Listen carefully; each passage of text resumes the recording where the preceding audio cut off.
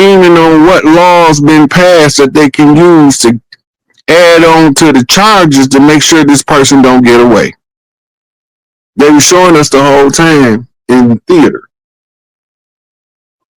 I love that show. Back, I love that show. Go all the way back to Perry Mason. Yeah. Perry Mason give you more actual law than you could possibly imagine. You know, back then people used to take what they got off Perry Mason and research cases. That's fine. I'm gonna go check that out. I watch Force 48. Like I like logs like Force 48, all the first 48s, and then like Law and Order. That's my favorite. Like that's my favorite type of shows. Like Cowboy. CSI, Las Vegas, all that. Yeah, I watch all of them. They show you the inner workings of investigations. Right. Now, if somebody watched that all the time, like they used to have women that used to read sleuth novels, Hardy Boys and Nancy Drew type stuff, right? Right. And then from that, their brain become calibrated to unlock investigations. Right. So you had women back in the day that they used to call in and look at the paperwork to see what they was missing. They was just sleuth readers. They were just so good at it that they would call in with tips so much that they would end up being hired as an advisor to the police, and they would come in using their witness intuition tied in with their understanding of investigations from sleuth novels. Yeah, it's a show like that took place in California that they had to cancel it. Yeah, they got one out now. I forgot what the name of it is, but I think it come on like Tubi or something. But the lady, she not a police officer, but they keep having her solving all their cases. Yeah, same thing. It's the same thing. Yeah, so this is my question about the IRS. We know that they're the Inquisition Revenue Services collected for the popes of Rome and the crown, right? So now they make us volunteer. Like when we go get a job, right? They say, "Oh, you got to sign these forms in order to get the job, so we can start paying you." So it's like you automatically got to agree to their contracts of because they said they started paying tax after when they had the war. What is World War I? They started World War II. World War II, right? Remember, because go ahead. World War I was right around the time of the establishment of the Federal Reserve and the Internal Revenue Act. Okay. But taxing during war is called a war tax. Yeah, war tax. You got to be at war in order to institute a war tax. This is what they did in the American Revolution. They used war bonds sold to the people, stock in the government, in order to be able to finance their military. Right? So once they do that, okay, now they got some money to use to fight. Just remember, you can't go to war and make money. They're not compatible. Right. But if you watch America, find a 20-year stretch where America didn't have some type of military operation active and hot. Right. Because if you haven't been in a war in 20 years, that kills your war tax claim. So every 10, 15 years, America's in somebody's business. Dang. Keep the war tax going. But the income tax didn't really hit us hard until after 1933. Contemporary with the rise of World War II, when they took us off the gold standard and put us on the fiat. Right? 102. Then they came with House Bill, I think it was 191. 192. House Resolution 192, 6107, executive order by Franklin D. Roosevelt. Right. We said everybody must turn in their gold. Yeah. Right. And then the Senate bill, I think it was Senate Bill 191, declared America bankrupt, that's when they declared the people hostile, and we was at war with the people. Yeah, enemies of the state. Yeah. Mm-hmm. We went over that in prior classes. For anybody that want to go back, we discussed that the American government corporation had waged war against the people. But what we don't know and we don't always connect is when they say the people, every original tribal name translates into modern English as the folks or the people. Mm-hmm. It's either kinfolk or the people. And this is how your gangs in Chicago end up being divided along folks and people. You got a county government since Trump. So the arrest.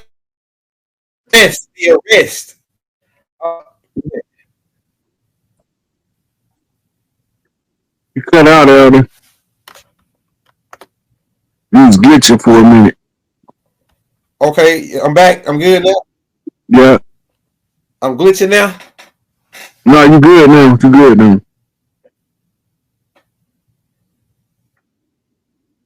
Hey, so we all like we leading up to the point where what if these guys got the heck out of town? Like they can't. Like, is there no place they can hide? You know, these Obamas and these Clintons.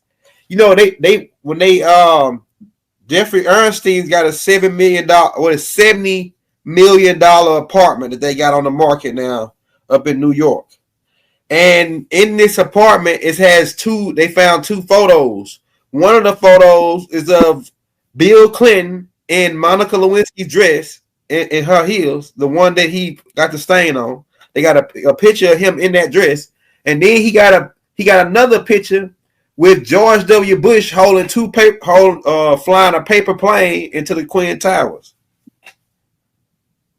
George W. Bush Jr. I don't think that was Monica Lewinsky's dress because she had a dark dress and that one is like baby blue that Bill Clinton got on. But it's like a dark blue. Yeah, but it's like royal blue, the color that Clinton wearing. But the whole thing about him in the dress sitting in that chair goes more to his sexual appetite. Yeah, right. Feel you. Go ahead. You know, the paintings are parodies. You know, so they say Hillary wear the pants in the house. So you know who they gonna put the dress on. Right. Right. Now, in that last clip, you notice they mentioned the continuity of government. Go ahead. And they said that the continuity of government was activated under Trump, under the first administration, right? Uh-huh. Now, remember, Trump the only president in the history of the country that came out with the top generals of all branches of the military. In his speech, he said, "We're not here to transfer power from one political faction to another, but to return the power from Washington, D.C. back to we, the people." Go ahead. We, the people, is a tribal slogan that the chiefs would use when meeting each other to know we was on the same team, and that's how they exploited it. Uh-huh. So when they translated it into English, it come out as we the people, but we were saying it in the tribal tongue. Go ahead. So now they use it in their English writings to manipulate our subconscious. We remember we the people. Right. It's like saying we the tribes, we the clans, we the families, we the ones. Yep. Right? Now, at the same time, this continuity of government taking place, they allowing the deep state to make moves because they already in check. Right. But every move that they move, they get tighter and tighter locked in to a position to the point where they won't be able to make another move. Right. Right. So the deep state don't have no more moves, but the king got one more move. Right. So when we finally rescue the king, it requires the efforts of the queen. So when you're looking at the continuity of government process, they have a means of communicating. This is what I be reading. It's called um, spy language. It's coded spy language. But as a native wind talker, we understand code so well that we can read nature when the wind blow, when the feathers ruffle, when the leaves run, when the birds flying, when the birds chirping, when the dogs barking. All that stuff means something to a code talker, a tribal code talker. Right. But it don't mean something to everybody. Right now, we had to create a codex to translate what is it saying, and then we use that codex to mirror what the government is doing, and then the wind talker can read from nature everything they doing because of the butterfly effect. Mm-hmm. The butterfly effect triggers a Mandela effect. Mm-hmm. Right? So when I've been telling everybody we under continuity of government, I have heard nobody else telling the people that we was going through a continuity of government transfer of power and where to find the documentation to be able to follow the pattern. Right? I haven't heard nobody else say it. Nobody even talks about continuity of government but Rod Hayes, because he half crazy. Rod the madman. Come on the internet with his hair all on his head, looking all disheveled. But he telling the people everything they need to know, but it might not be everything they understand why he's saying it. Right? So we deliver the message to the people in order for it to get out. We try to break the algorithm. Mm-hmm. The algorithm determines the flow of the collective conscious, and what they search for, it tells the system how deeply they entrenched in the illusion versus how deeply they see it through it. And the goal is to wake us all up, all of the ones that's supposed to be awake. Right.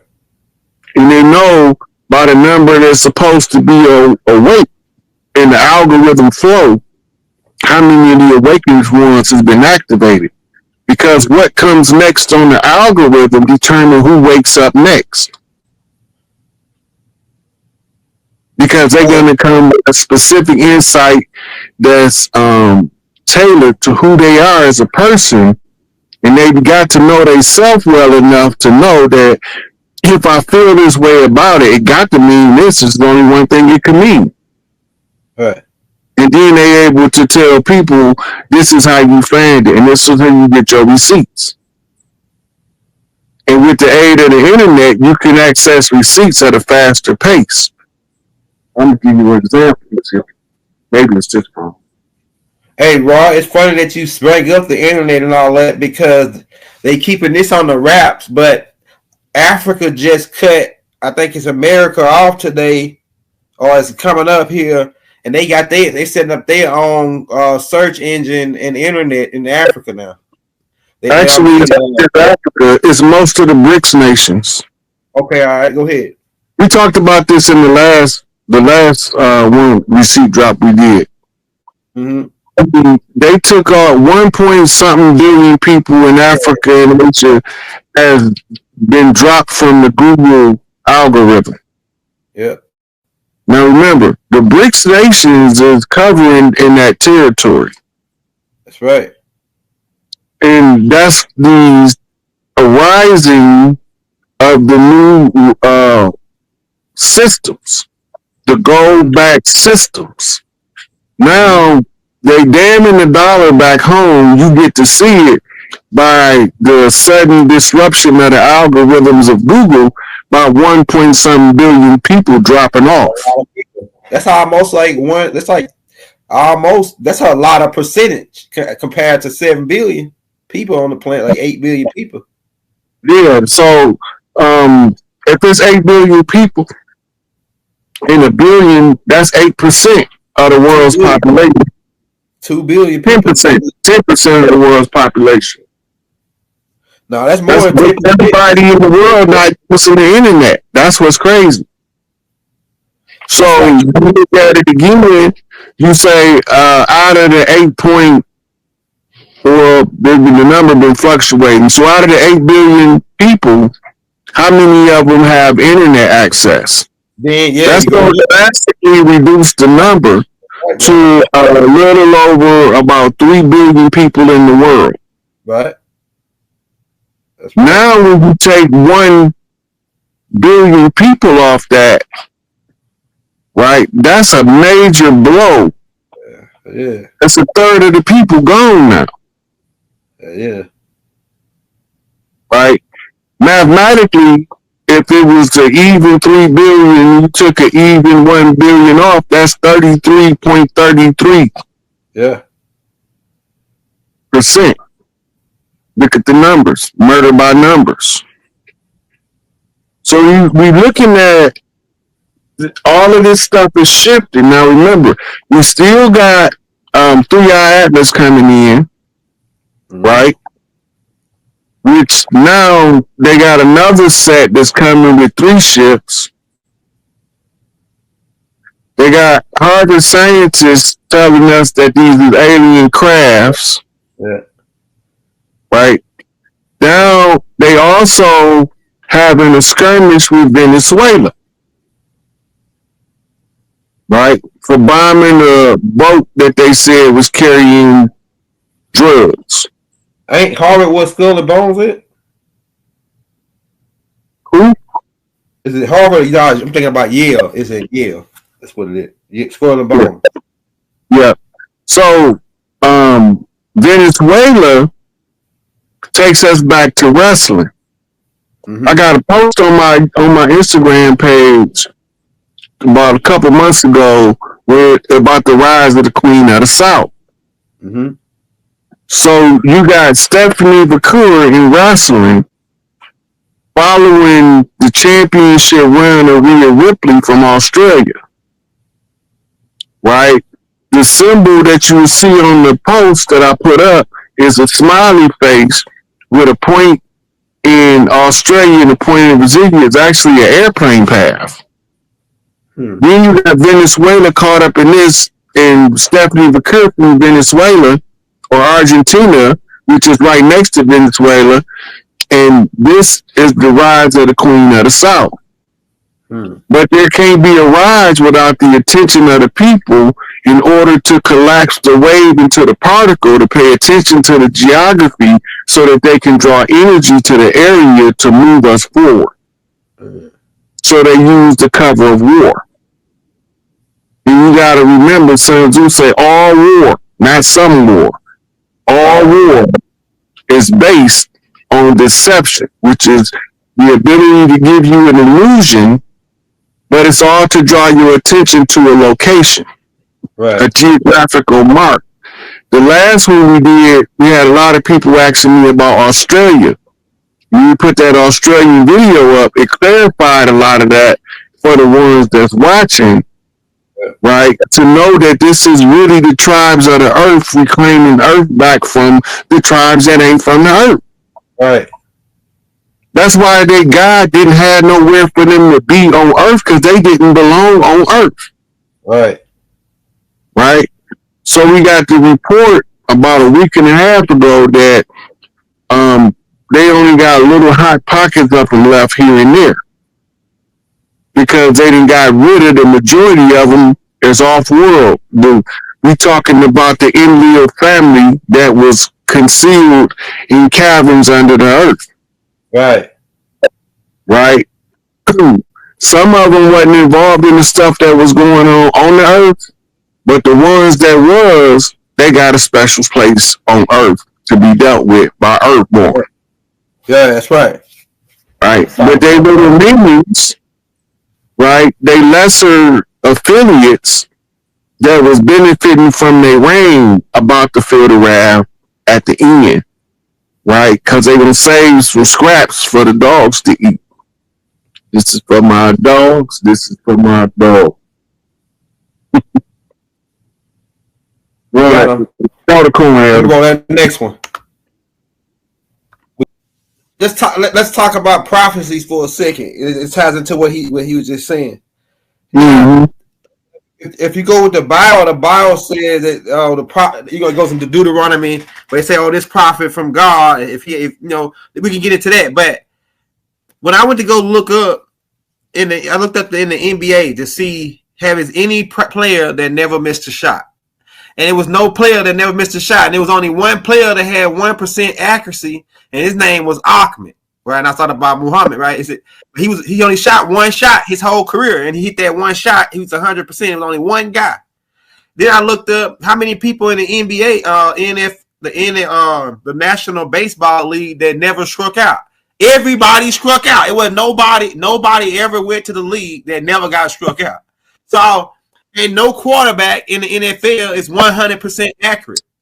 So, I guess this brings to my next question. And not to add to that, Babe Ruth, the same year, I think it was 1921, where he had the most home runs in that year. 1923, I think it was. He also had the most strikeouts in that same year. You know what I'm saying? But this is my question. Are all prophecies 100% accurate? Are they subject to change?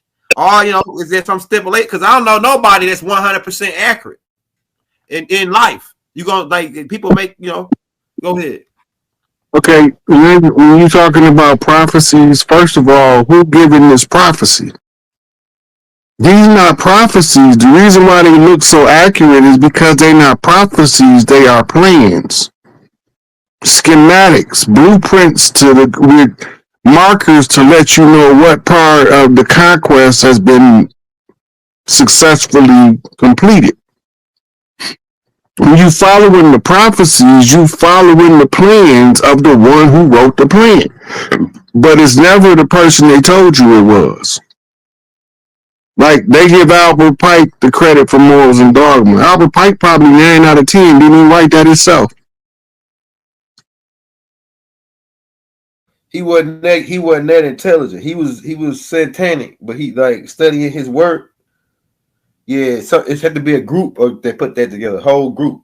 I think the Scottish Rites. They don't know if it be a group, but they say it is. The reason why I say that is because the way you control information.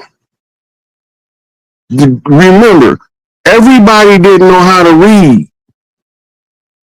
Less than 1% of the population of any society at any given time was able to read until modern times. Who was responsible for recording the deeds of the king? Do you remember? It would be the scribes, right? His scribes? Yeah, the scribes. Right. And at one point, only scribes knew how to read and write.